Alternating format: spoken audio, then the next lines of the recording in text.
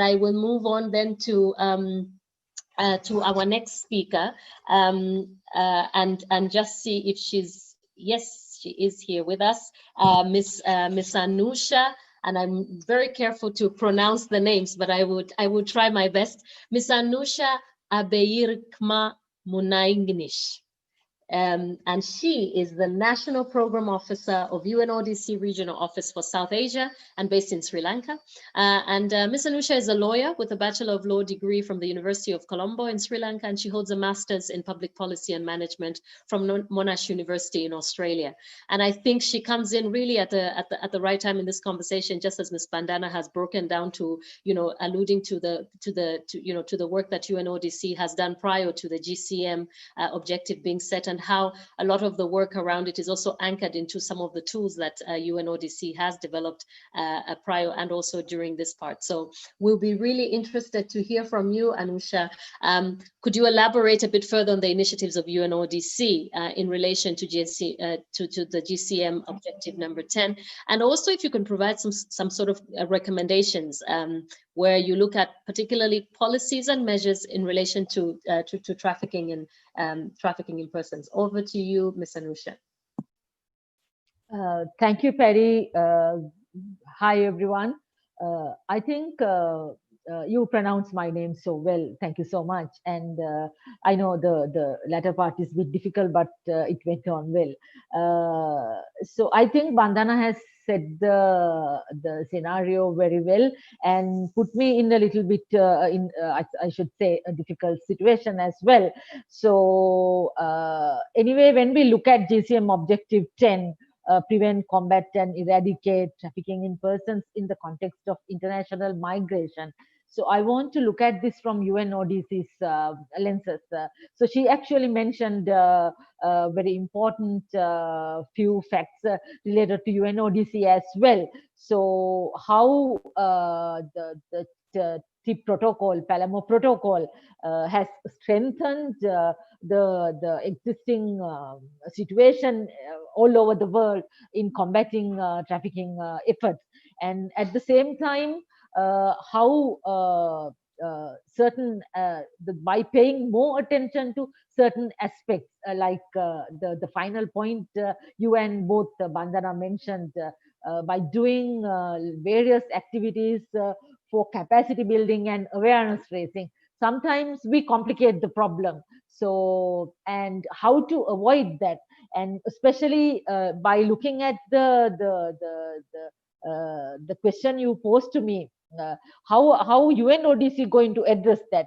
So as Bandana mentioned very well, the UN protocol, the Palermo protocol is the most important instrument so far, I think embraced by I think almost every nation state and every nationality in respect of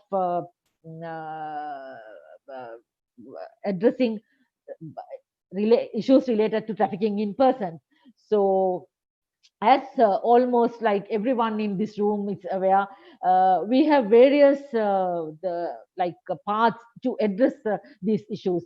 The one of the most important things I would like to highlight is the three-pillar approach in our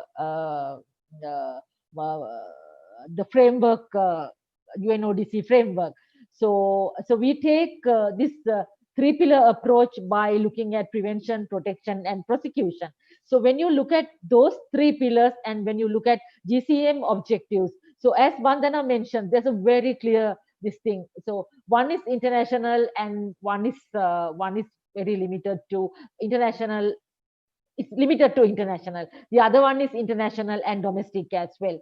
So that is where we get a finer point to address through GCM. How are we going to address the internal flows, and then finally maybe certain internal flows will develop into the outward migration as well.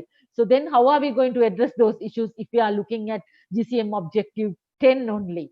And then when we look at our UNODC broad aspects, so we are looking at various components, like it's much more broader than anyone's organizational mandate. So we are looking at victim identification, we are looking at investigation of offences, we are looking at victim assistance and repatriation, training and capacity building, awareness raising and strategies and campaigns.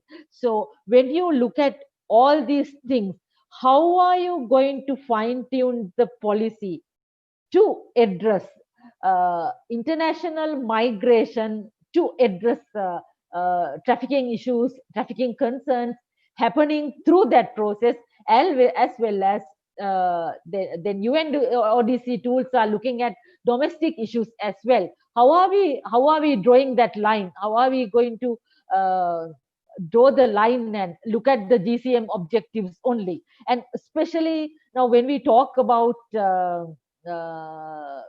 especially now in this context, I like to relate it to this context because we can't disregard the issues brought by this pandemic, COVID-19, and the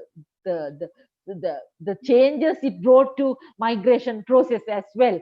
There are so many things we have to reconsider, we have to retune, and we have to readdress, and we have to go back and see how we are going to address those issues, especially the international migration flows and how the scenarios have changed due to COVID-19. So if you take Sri Lanka as an example, you see certain the migrant workers have returned during the March, April, May. We call it first wave. So during that first wave, so they just started looking at another avenue to migrate. So then actually right now we are facing the second wave, and certain migrants are held up in their countries, where they have migrated for work, especially Middle Eastern countries and various other South Asian and East Asian countries. So they are having a different set of problems, and the people who have come back has a different set of problems. So I mean, if you put the connection between what Bandana has said, so how are we going to address this everyone's issue by using the same policy? So how are we going to look at the policy through this newly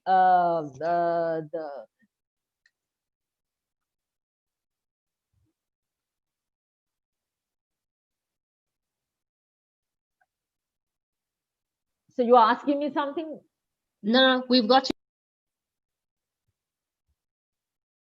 We lost you for 1 second, but please go ahead. Okay. So how we are now, when you say policy, there are two policy aspects we have to consider when we think about the current problem. So the people who are facing various problems related to their migration status in their host countries, and the people who have come back and who are like aspirant migrants who are planning to embark on this journey. So then how do we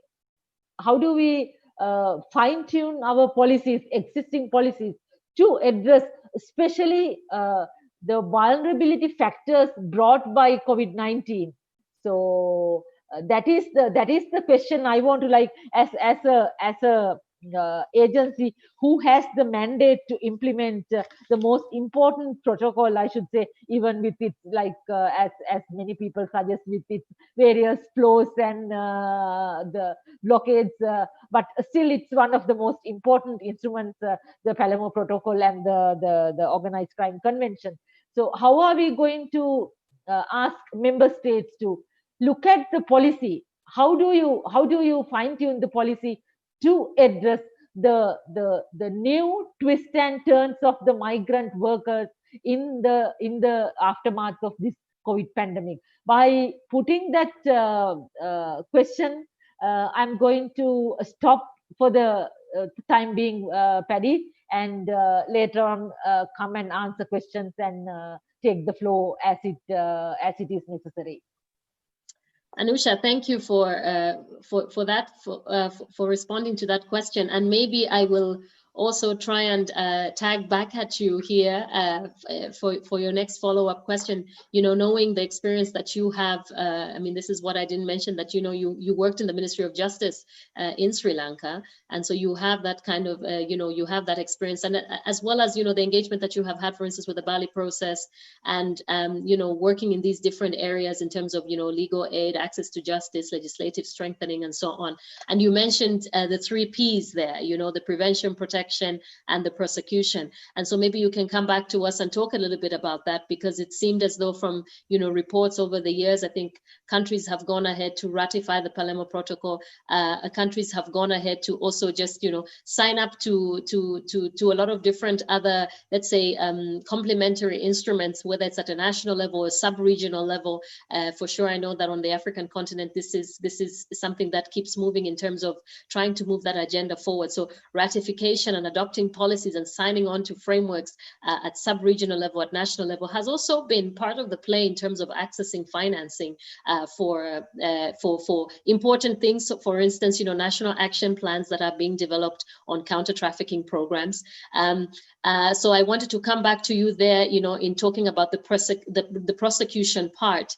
It seems as though even from the European Union side of things, there hasn't been quite some improvement, even though it has been taken even to a high level where you have a senior representative from the European Commission that really holds as a special representative, but that the prosecution part seems to be a bit lagging. What has been your experience there, even as, you know, from not just looking at your past experience, but also looking at the work that you do in UNODC in terms of the prosecution part? How are we moving along? How are we going? And what are the things that we can address? So you can come back to us on those burning and boiling questions that I have passed on to you, Anusha. Thank you.